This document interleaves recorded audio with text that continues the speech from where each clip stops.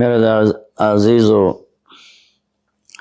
خواتین و حضرات، بچے بچیاں، میرے دوست احباب، جاننے والے نہ جاننے والے، اللہ تعالیٰ کی طرف سے ہم پر بڑا احسان ہوا ہے کہ ہمیں رمضان کا مہینہ نصیب ہوا۔ اللہ تعالیٰ نے ہفتے میں 7 دنوں میں ایک دن بابرکت بنایا، وہ جمعہ کا ہے۔ اللہ تعالیٰ نے قوم یہود سے کہا کہ میرے علم میں ایک دن ہے بہت برکت والا، وہ تم ڈھونڈو اور چن لو۔ تو انہوں نے خطا کھائی اور ہفتے کا دن چن لیا۔ ہفتے کو یہودی عبادت کرتے ہیں، کام نہیں کرتے۔ پھر اللہ تعالیٰ نے عیسیٰ علیہ السلام کی قوم سے کہا کہ ایک دن میرے بارگاہ میں بہت بابرکت ہے، دعائیں قبول ہوتی ہیں، اسے تم ڈھونڈو۔ ان پہ چھوڑا تو انہوں نے اتوار چن لیا۔ لیکن جب ہماری باری آئی تو اللہ نے ہمیں نہیں کہا کہ ڈھونڈو۔ اللہ نے اپنے محبوب کی محبت میں جناب رسول اللہ صلی اللہ تعالیٰ علیہ وسلم کی طفیل اللہ تعالیٰ نے ہمیں خود بتا دیا کہ وہ جمعہ کی رات ہے اور جمعہ کا دن ہے۔ یہ سب سے بہترین دن ہے جمعہ کا، اور پورے سال کے لحاظ سے جمعہ کی رات سب سے بہترین رات ہے۔ خصوصی طور پر پھر شب قدر سب سے اعلیٰ ہو جاتی ہے، لیلۃ القدر سب سے اعلیٰ ہو جاتی ہے۔ تو وہ 21، 23، 25، 27، 29 کی راتوں میں کوئی ایک رات ہوتی ہے، تو وہ اللہ تعالیٰ نے بہت ہی بابرکت بنائی۔ اللہ ہمیں نصیب فرمائے۔ تو جمعہ کا دن اللہ تعالیٰ نے پسند فرمایا۔ اس میں ایک گھڑی دعا کی قبولیت کی ہے، وہ چھپی ہوئی ہے۔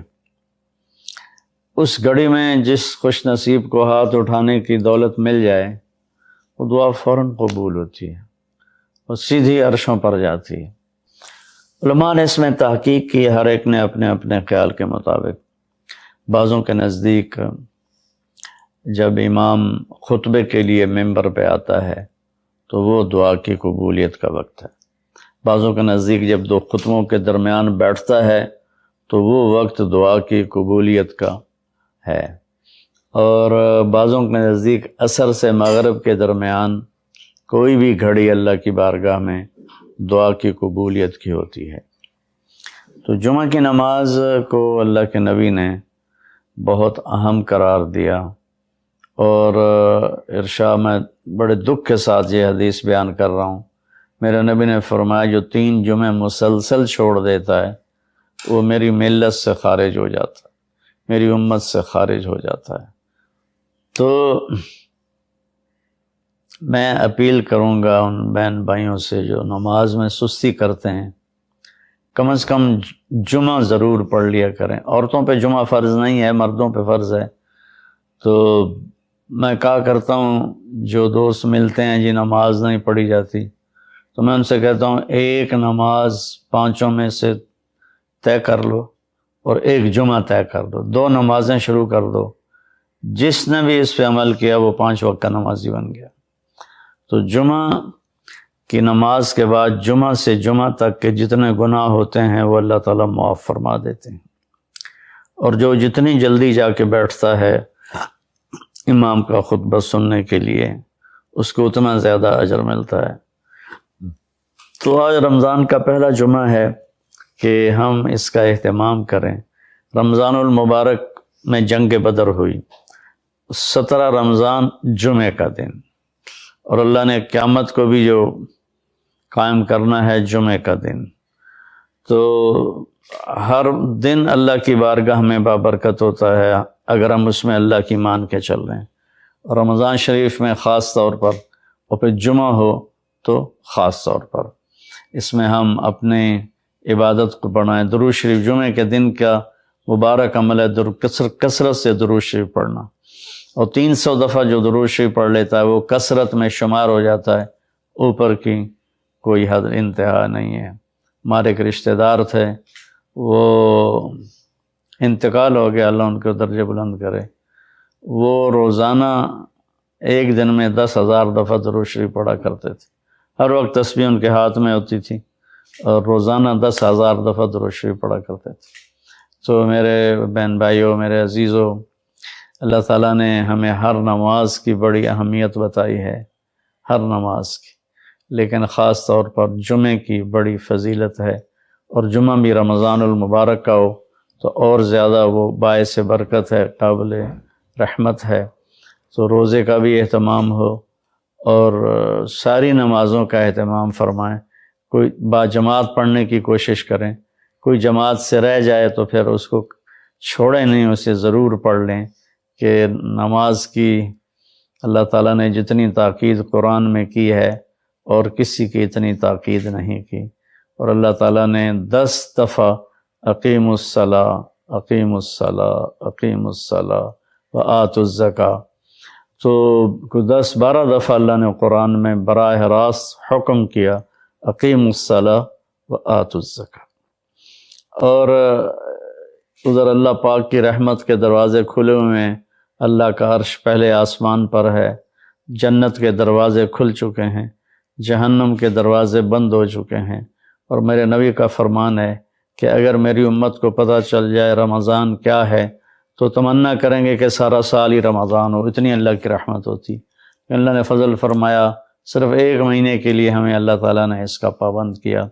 تو میرے بھائی بہنوں، اس مہینے کو قیمتی بناؤ، کسی سے ہم لڑے ہوئے ہیں ہم صلح کر لیں، مرنے والے سے پوچھو کہ لڑائی کا کیا نقصان ہوتا ہے، مرنے والے سے پوچھو دنیا کی دوڑ کا کیا نقصان ہوتا ہے، مرنے والے سے پوچھو ماں باپ کی نافرمانی کا کیا انجام ہوتا ہے۔ امام بخاری رحمۃ اللہ علیہ نے ایک واقعہ نقل کیا ہے کہ ایک گاؤں میں ایک نوجوان کو دفن کیا گیا، تو عصر کے بعد اس کی قبر پھٹتی اور وہ قبر سے نکلتا، اور اس کا چہرہ گدھے کا ہوتا تھا، اور وہ 3 دفعہ گدھے کی آواز میں آواز نکالتا تھا، پھر وہ قبر میں گرتا تھا، قبر مل جاتی تھی۔ تو لوگوں نے اس کی ماں سے پوچھا کہ یہ کیا چکر ہے؟ تو اس کی ماں نے بتایا کہ شرابی تھا، شراب پیتا تھا، تو میں اسے روکتی تھی نہ پیا کر، تو وہ آگے مجھے کہتا تو کیا گدھے کی طرح آوازیں نکالتی رہتی ہے، مجھے نہ سنایا کرو۔ تو اللہ تعالیٰ نے تھوڑا سا اس کا انجام دکھا دیا کہ ماں باپ کو اس طرح تکلیف دینے سے کیا ہوتا ہے۔ تو بھائیو، ایک تو ہم نماز کو زندہ کریں۔ میرے نبی نے کہا جعلت قرۃ عینی فی الصلاۃ، نماز روزے سے بڑا فرض ہے، میری آنکھوں کی ٹھنڈک نماز میں ہے۔ اور جب آپ دنیا سے تشریف لے جا رہے تھے تو آپ نے پورے دین کو 2 لفظوں میں بیان کیا، ایک ہے حقوق اللہ، ایک ہے حقوق العباد، اور ایک ہے بندگی اور ایک ہے معاشرت۔ تو آپ نے فرمایا الصلاۃ، جب آپ دنیا سے تشریف لے جا رہے تھے آپ نے حضرت اماں عائشہ رضی اللہ عنہا علیہ السلام کے سینے پر یوں سر رکھا ہوا تھا، اس طرح کر کے ایسے، اور اماں عائشہ نے آپ کو سہارا دیا ہوا تھا، اپنے سینے پر لٹایا ہوا تھا۔ تو آپ فرما رہے تھے الصلاۃ وما ملکت ایمانکم، میری امت ایک نماز نہ چھوڑنا، اور ایک میری امت کے غریب طبقے پر رحم کرنا، ان کے ساتھ آسانی کا سلوک کرنا، ان پر سختی نہ کرنا، ان سے نرمی کا سلوک رکھنا۔ پھر الصلاۃ وما ملکت ایمانکم، نماز نہ چھوڑنا، نماز نہ چھوڑنا، نماز نہ چھوڑنا۔ اور آخری الفاظ بھی یہی تھے۔ کیوں ہماری دعائیں اٹکی ہوئی ہیں؟ کہ ہم باغی لوگ ہیں، ہم باغی مسلمان ہیں۔ شام پہ پہلا اٹیک ہوا، عمرو بن عاص رضی اللہ تعالیٰ عنہ، 8,000 کا لشکر، ان کو روم کو خبر ہو گئی تھی، تو انہوں نے 1,00,000 کا لشکر بھیج دیا تھا۔ جرجیس اس کا سالار تھا، رومن بادشاہ کا بھائی، تو وہ 8,000 1,00,000 نے ان کو گھیرے میں لے لیا۔ تو حضرت واصلہ رضی اللہ تعالیٰ عنہ اس جنگ میں شریک ہیں، وہ کہتے ہیں کہ ہمیں یقین ہو گیا آج ہماری قبریں یہاں بنے گی۔ اور عرب کی عادت تھی جنگ میں شعر پڑھتے تھے ابھارنے کے لیے، لیکن حضرت واصلہ فرماتے ہیں اس دن ہمیں شعر بھول گئے، ہماری زبان پہ ایک لفظ تھا، یا رب محمد انصر امت محمد، اے رب محمد امت محمد کی مدد فرما، کہ یہ ہماری زبان پر تھا، تلوار ہاتھ سے چل رہی تھی، زبان اللہ کو پکار رہی تھی۔ حضرت عبداللہ بن عمر، حضرت عمر کے بیٹے بھی اس جنگ میں شریک ہیں، فرماتے ہیں جب سورج ڈھلا تو ہم بار بار آسمان کو دیکھ رہے تھے، میں نے جب اوپر نگاہ دوڑائی تو میں نے دیکھا انفرجت فی السماء فرجۃ، آسمان کا دروازہ کھل گیا، وخرجت منہا خیول شہب، اور اس سے شہابی رنگ کے گھوڑے اور ان کے اوپر سوار، ان کے سروں پہ سفید پگڑیاں، اور سب سے آگے ایک سوار تھا جس کے ہاتھ میں لمبا نیزہ تھا، وہ وہاں سے پکار رہا تھا، ابشروا یا امت محمد، اے امت محمد تمہیں بشارت، قد اتاکم اللہ بالنصر، اللہ تمہاری مدد کو آ گیا۔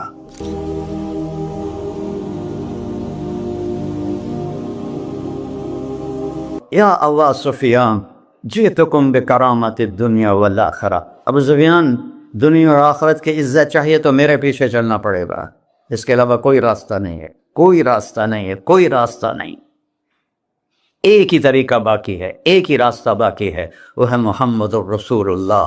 لا یؤمنون حتی یحکموک فیما شجر بینہم، اپنے ہر معاملے میں جب میرے نبی آپ کو فالو کریں گے تو میں ان کا بن جاؤں گا، یہ میرے بن جائیں گے، یہ مانگیں گے میں دوں گا، یہ سوال کریں گے میں پورا کروں گا، یہ مدد مانگیں گے میں مدد کروں گا۔ کیوں ہماری دعائیں اٹکی ہوئی ہیں؟ کہ ہم باغی لوگ ہیں، ہم باغی مسلمان ہیں، ہم باغی مسلمان ہیں۔ شام پہ پہلا اٹیک ہوا، عمرو بن عاص رضی اللہ تعالیٰ عنہ، 8,000 کا لشکر، ان کو روم کو خبر ہو گئی تھی تو انہوں نے 1,00,000 کا لشکر بھیج دیا تھا۔ جرجیس اس کا سالار تھا، رومن بادشاہ کا بھائی، تو وہ 8,000 1,00,000 نے ان کو گھیرے میں لے لیا۔ تو حضرت واصلہ رضی اللہ تعالیٰ عنہ اس جنگ میں شریک ہیں، وہ کہتے ہیں کہ ہمیں یقین ہو گیا آج ہماری قبریں یہاں بنے گی، اور عرب کی عادت تھی جنگ میں شعر پڑھتے تھے ابھارنے کے لیے، لیکن حضرت واصلہ فرماتے ہیں اس دن ہمیں شعر بھول گئے، ہماری زبان پہ ایک لفظ تھا، یا رب محمد انصر امت محمد، اے رب محمد امت محمد کی مدد فرما، کہ یہ ہماری زبان پر تھا، تلوار ہاتھ سے چل رہی تھی، زبان اللہ کو پکار رہی تھی۔ حضرت عبداللہ بن عمر، حضرت عمر کے بیٹے بھی اس جنگ میں شریک ہیں، فرماتے ہیں جب سورج ڈھلا تو ہم بار بار آسمان کو دیکھ رہے تھے، میں نے جب اوپر نگاہ دوڑائی تو میں نے دیکھا انفرجت فی السماء فرجۃ، آسمان کا دروازہ کھل گیا، وخرجت منہا خیول شہب، اور اس سے شہابی رنگ کے گھوڑے اور ان کے اوپر سوار، ان کے سروں پہ سفید پگڑیاں، اور سب سے آگے ایک سوار تھا جس کے ہاتھ میں لمبا نیزہ تھا، وہ وہاں سے پکار رہا تھا، ابشروا یا امت محمد، اے امت محمد تمہیں بشارت، قد اتاکم اللہ بالنصر، اللہ تمہاری مدد کو آ گیا۔ فرماتے ہیں وہ ایسے آئے اور ہمارے اندر غائب ہو گئے، اور آدھے گھنٹے بعد 1,00,000 کا لشکر دوڑ رہا تھا 8,000 کے سامنے۔ کبھی ہم بھی تم میں بھی چاہا تھی، کبھی ہم بھی تم میں بھی راہ تھی، کبھی ہم بھی تم بھی تھے آشنا، تمہیں یاد ہو کہ نہ یاد ہو۔ میرے نبی کی زندگی مکمل نمونہ ہے، مکمل، اس کو فالو کرنا ہے، پھر بلڈر بنو، ذمہ دار بنو، پھر ڈاکٹر بنو، پھر تاجر بنو، سائنسدان بنو، عورت ہے مرد ہے جو بھی ہے، کامیابی اس کے ماتھے کا جھومر بن جائے گا کہ وہاں ایک ہی سکہ چلتا ہے، وہ محمد رسول اللہ۔ تو بھائیو مجھے یہی مختصر بات کرنی تھی کہ اس دنیا کے پیچھے ان دو ہستیوں کو پیچھے نہ کرو، ان کو ناراض نہ کرو۔ یزید نے اہل بیت کا خون کیا، اور اتنا بڑا واقعہ ہے کربلا کہ دنیا کی تاریخ میں نہ پہلے کبھی ہوا نہ بعد میں کہ رسول کی نسل کے 18 نوجوان ذبح کر دیے جائیں۔ یزید 90 لاکھ مربع میل پہ حکومت، 90 لاکھ مربع میل، ٹھیک، 42 سال کی عمر میں مر گیا۔ اس کا بیٹا معاویہ بن یزید رحمۃ اللہ علیہ 22 سال کی عمر میں تخت پر بیٹھا۔ باپ نے 3 بر اعظم میں حکومت پھیلائی ہوئی ہے، دادا نے پھیلائی تھی، باپ نے اس کو بڑھایا۔ یزید کے زمانے میں بھی فتوحات ہوئی. اب یہ 3 بر اعظم پر اس نوجوان کی حکومت ہے. یہ بلڈر نہیں ہے، یہ بادشاہ آج کل کے صدر وزیر نہیں ہیں، 2 ٹکے کی ان کی قیمت کوئی نہیں ہے. مطلق بادشاہ ہے. 40 دن حکومت کی اور سارے خاندان کو بلایا اور کہنے لگا اب تصور کرو 22 سال کا ایک شہزادہ ہو اور 3 بر اعظم اس کے سامنے ایسے جھکا ہوا ہو، تو اس کو کیسے آپ میئر کر سکتے ہیں؟ جبکہ کاغذ کے نوٹ نہیں تھے، سونا تھا، چاندی تھی، ہیرے تھے، اصل دولت تھی. یہ کاغذ کوئی دولت ہے؟ یہ تو یہودیوں نے آپ کو بیوقوف بنایا ہوا ہے. انہیں سب کو اکٹھا کیا. اس نے ایک چھوٹا سا خطبہ دیا. کہنے لگا کانا ابی جبارن، میرا باپ ظالم تھا، اس نے اہل بیت کا خون کیا، اور جس تخت کے نیچے اہل بیت کا خون ہو میں اس پہ لعنت بھیجتا ہوں. یہ ہے تمہاری سلطنت، جس کو چاہو دے دو، میں بری ہوں. 3 بر اعظم کی حکومت اللہ رسول پہ قربان کر کے گھر بیٹھ گیا. اور آج اس کو کس عزت کے ساتھ میں سنا رہا ہوں. اس کے باپ کو بولتے ہوئے میرا لہجہ کیسا تھا اور اس کے بیٹے کو بولتے ہوئے میرا لہجہ کیسا ہے. 3 بر اعظم کی سلطنت چھوڑ دی کہ اس کے نیچے اہل بیت کا خون ہے، مجھے نہیں چاہیے. تو اللہ اور اس کے رسول کو راضی کرنے کے لیے بڑے سے بڑا سودا بھی سستا ہے، بڑے سے بڑا سودا بھی سستا ہے. ایک صحابی آئے، یا رسول اللہ میرے پڑوسی ہے، اس کی کھجور ایسے میرے گھر میں آتی ہے، اس پر جب پھل پکتا ہے تو وہ گرتا ہے، میرے چھوٹے چھوٹے بچے اٹھا کے کھانے لگتے ہیں، ادھر سے بھاگ کے آتا ان کے منہ سے نکال لیتا ہے.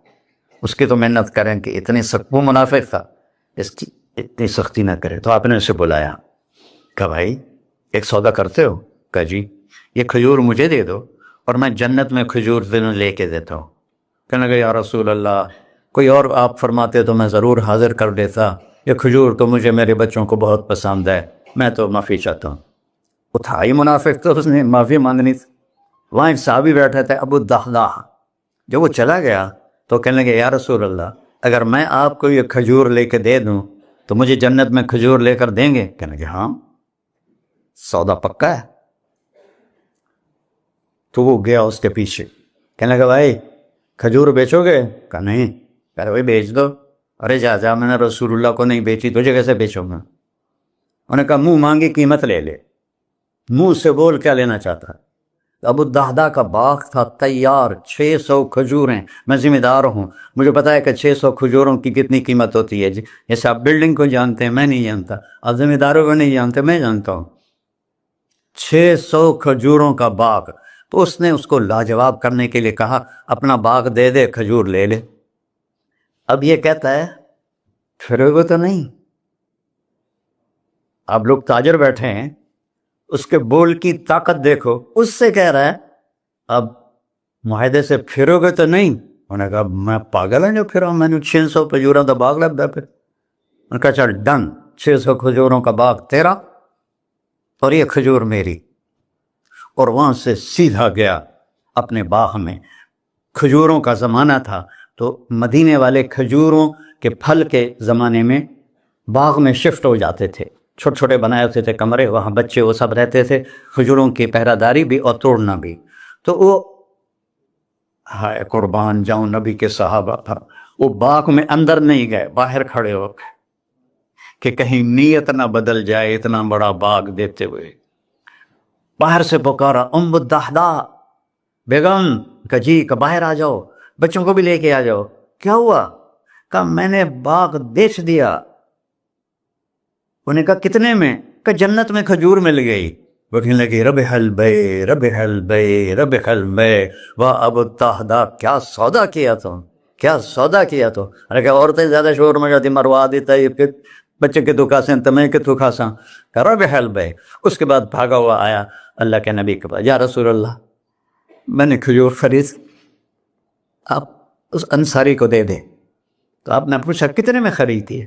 کہ سارا باغ دے دیا ہے، کھجور لے لی. آپ نے کہا پہلا سودا کینسل، کم من عذق رداح ودار فیاح لأب الدحداح۔ اب تیرے لیے میں دیکھ رہا ہوں تیرے رب نے جنت میں کھجوروں کے باغ لگا دیے ہیں، اور تیرے کوٹھے کی جگہ کھجوروں میں محل بنا دیے ہیں سونے چاندی کے۔ جنت میں تو مٹی نام کی شے کوئی نہیں، لوہے نام کی شے کوئی نہیں، ایک ہر گھر ایک اینٹ سونے کی، ایک چاندی کی، ایک زمرد کی، ایک یاقوت کی، مشک کا گارا اور زعفران کی گھاس، اور اس کا لنٹر اللہ کا عرش ہے۔ تو سودے کر گئے، اب سب کچھ کرو لیکن اللہ رسول کو پیچھے نہ چھوڑ، کیونکہ ہمیشہ تو زندہ نہیں رہنا،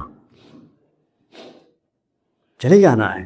دنیا میں سب سے بڑا محل بنایا تھا کسریٰ نے، نوشیروان کے پوتے خسرو پرویز نے، جس نے ہمارے نبی کا خط پھاڑا تھا۔ 40,000 پلرز پر وہ گھر تھا۔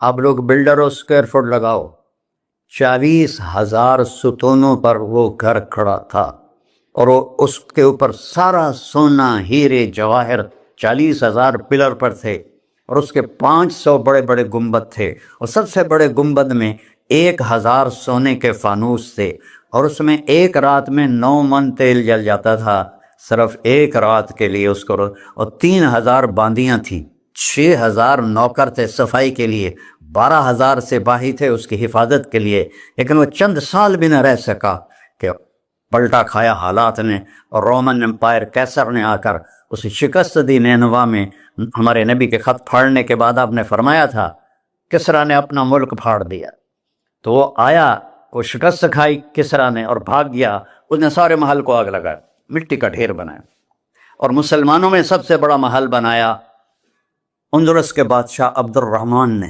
الثالث نے، 4,316 پلر پر تھا وہ گھر، اور پورے یورپ میں اس کی دھاک تھی، ہر طرف سے ہیرے آ رہے ہیں، موتی آ رہے ہیں، جواہر آ رہے ہیں، پورے پلر، پوری چھت سونے سے بنی تھی، اور پورے پلروں پر ہیرے جواہرات تھے، اور باہر ایک بڑا تالاب تھا، کس کا؟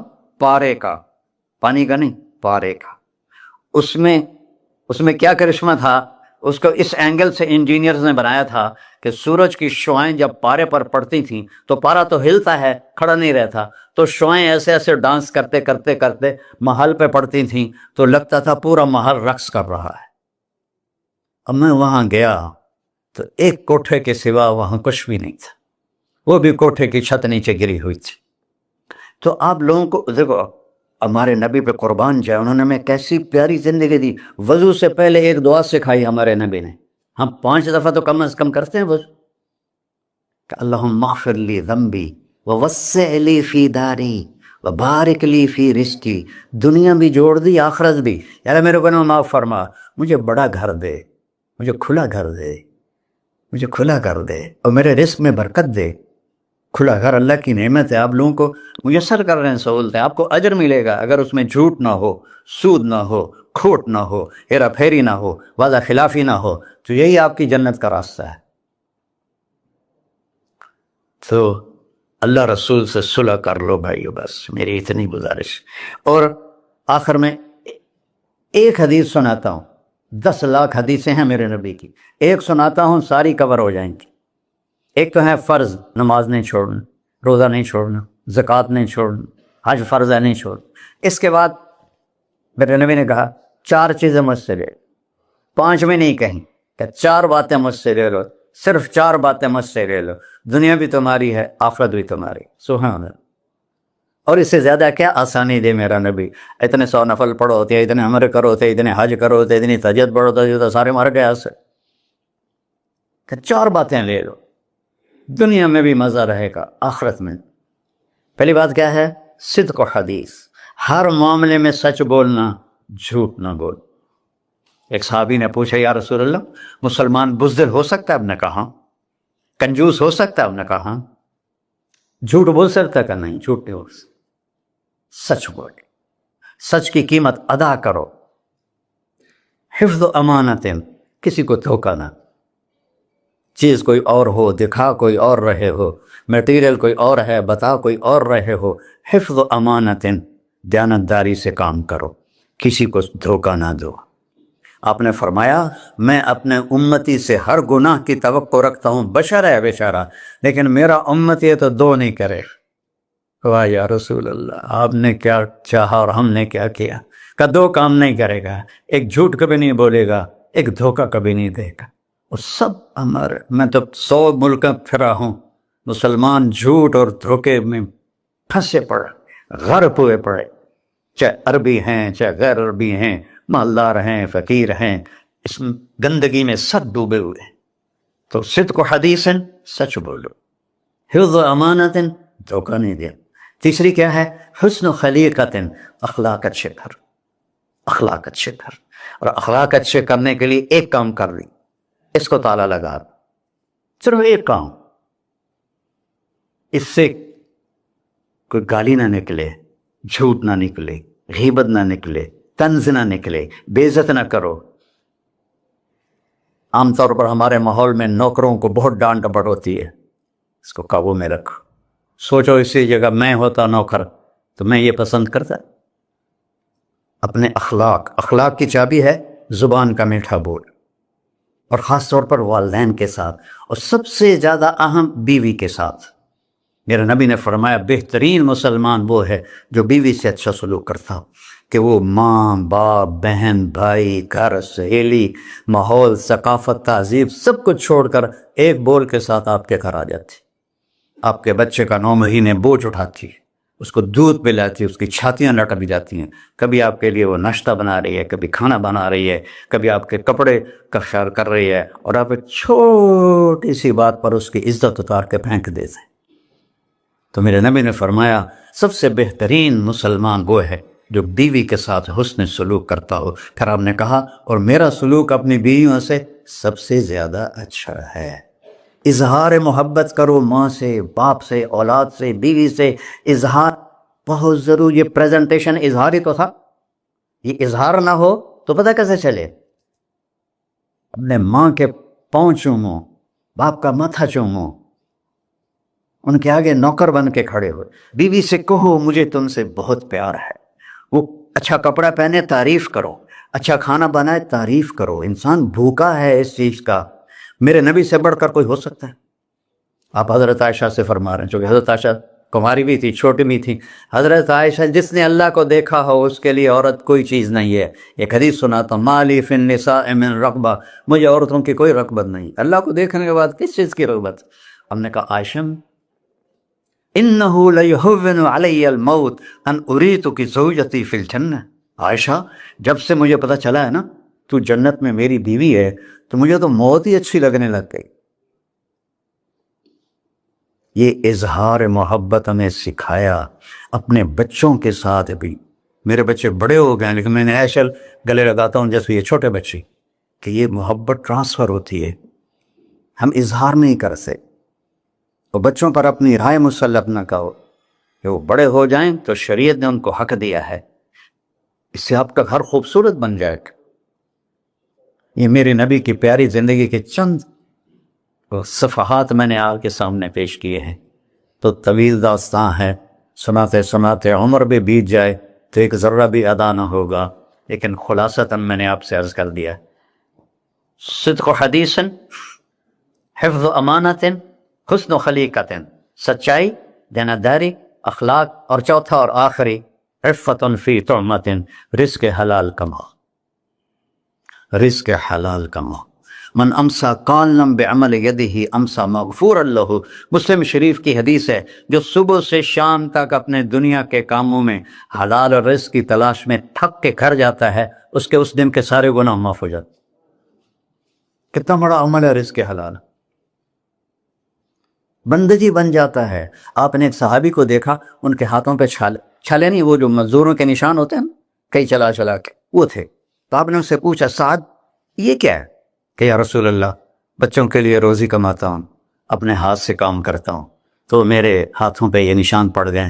تو آپ نے ان کا ہاتھ ایسے پکڑ سب کو دکھا کر ایسے اس کا بوسہ لیا، پھر فرمایا جو ہاتھ بچوں کو حلال کھلاتے ہوئے ایسا ہو جاتا ہے اس پہ جہنم کی آگ حرام ہو جاتی۔ صرف نماز سے نہیں گناہ معاف ہوتے، حج سے نہیں معاف ہوتے، رزق حلال کے کمانے سے بھی روزانہ کی صفائی ہو جاتی ہے۔ ابھی سودا ہے اللہ رسول سے کر لو تو موج ہی موج ہے، اور اگر انہیں بکھیڑوں میں پڑے رہے تو مر کے زیرو ہی ہونا ہوتا ہے، کچھ بھی ساتھ نہیں جاتا۔ تو اللہ مجھے بھی توفیق دے، اللہ آپ کو بھی توفیق دے کہ ہم اپنے نبی کی زندگی کو اور اپنے رب کو سامنے رکھ کر زندگی گزاریں، اور آپس میں اگر لڑے ہوئے ہو صلح کر لو، آپس میں کوئی لڑو، دیکھو جھگڑا ہو جاتا ہے، بول چال بند نہ کرو، جھگڑا ماں سے بھی ہو جاتا ہے، باپ سے بھی، بیوی سے، بول چال بند نہ کرو، نہیں بس ساڈا بائی کاٹ۔ ہم تو پنجابی لوگ ہیں، دیہاتی کو تھوڑی اونچ نیچ ہو جائے تو ہماری لینگویج اساں لیکا چھک دیتا ہے، سمجھو، ہم نے لکیر لگا دی ہے، نہ انہاں دے مرن تے جاونا ہے، نہ انہاں دی شادی تے جاؤ، یہ ساڈے جنازے وچ بھی نہ عام۔ اللہ، میرے گاؤں میں جنازہ تھا، میرا اپنا عزیز، اس کی والدہ فوت ہو، تو رشتہ داروں میں قریبی رشتہ دار جنازے میں پہلی صف میں کھڑا تھا، تو جنازے پر تو سب کے دل نرم ہو جاتے ہیں۔ جب اس نے دیکھا نا کہ میاں صادق میری ماں دے جنازے چوں باہر نکل جا، یہ تہذیب ہے ہماری۔ تو جھگڑا ایک فطری چیز ہے، لیکن بول چال بند نہیں کرنی ہے، دل میں نفرت نہیں پالنی ہے، اس کو صاف کر کے معاف کرنا ہے، اللہ بہت خوش ہوتا ہے۔ اور میاں بیوی میں جھگڑا ہو جائے اور وہ صلح کر لیں، اللہ ان کے پچھلے سارے گناہ معاف کر دیتا ہے۔ کیا مزے کی بات۔ السلام علیکم۔ دعا فرما، دعا فرما ہے۔ اچھا بھائی بیٹھ جائیں، دعا کر لیں۔ انت اہلہ وصلی علی محمد کما انت اہلہ وفل بنا ما انت اہلہ انک اہل التقوی و اہل المغفرہ۔ یا تا یہ سارے دوست احباب تیری محبت میں آئے ہیں، ہم سب نے تیرے نام کو زندہ کیا ہے، ہماری یہ محفل قبول فرما اور ہماری یہ مجلس قبول فرما، اور یا اللہ جو کچھ کہا ہے اس کے مطابق ہماری زندگی بنا دے، اور یا اللہ جو ہم نے نیت کی ہے کہ غزہ کے مسلمانوں کو گھر دینا ہے، چھت دینی ہے، ان سب کو، یہ کسی ایک آدمی کے بس کا کام نہیں ہے، یہ سارے مل کر کریں، ہم بھی کریں، اس لیے ہمیں توفیق نصیب فرما۔ تیری نبی کا فرمان ہے، جو میری امت کی دنیا کا خیال نہیں کرتا وہ مجھ سے نہیں ہے، اور اس وقت سب سے محتاج امت غزہ کے اہل ایمان ہے۔ تو یا اللہ ان سارے بھائیوں کو ہمت دے، توفیق دے، ہمیں وہاں تک پہنچانے کا وسیلہ تو نے بنایا ہوا ہے، ہمیں یہ امانتیں ان تک پہنچانے کی توفیق دے، ان کے کاموں میں برکت دے، ان کے قرضوں کو اتار دے، ان کو سود سے بچا دے، ان کو دیانتداری نصیب فرما، شفافیت نصیب فرما، مرتے وقت ہم سب کو کلمہ نصیب فرما۔ وصلی اللہ علی نبی الکریم۔ میرے نبی کے پردادا حضرت ہاشم بن عبد مناف کو غزہ میں دفن ہے، اور اس ملک میں عیسیٰ علیہ السلام، موسیٰ علیہ السلام، ہارون علیہ السلام، زکریا علیہ السلام، یحییٰ علیہ السلام، داؤد علیہ السلام، سلیمان علیہ السلام، اتنے نبی اس مٹی میں دفن ہیں۔ تو اللہ کو ہمت دے، کھل کر خرچ کریں، اللہ واپس کرتا ہے۔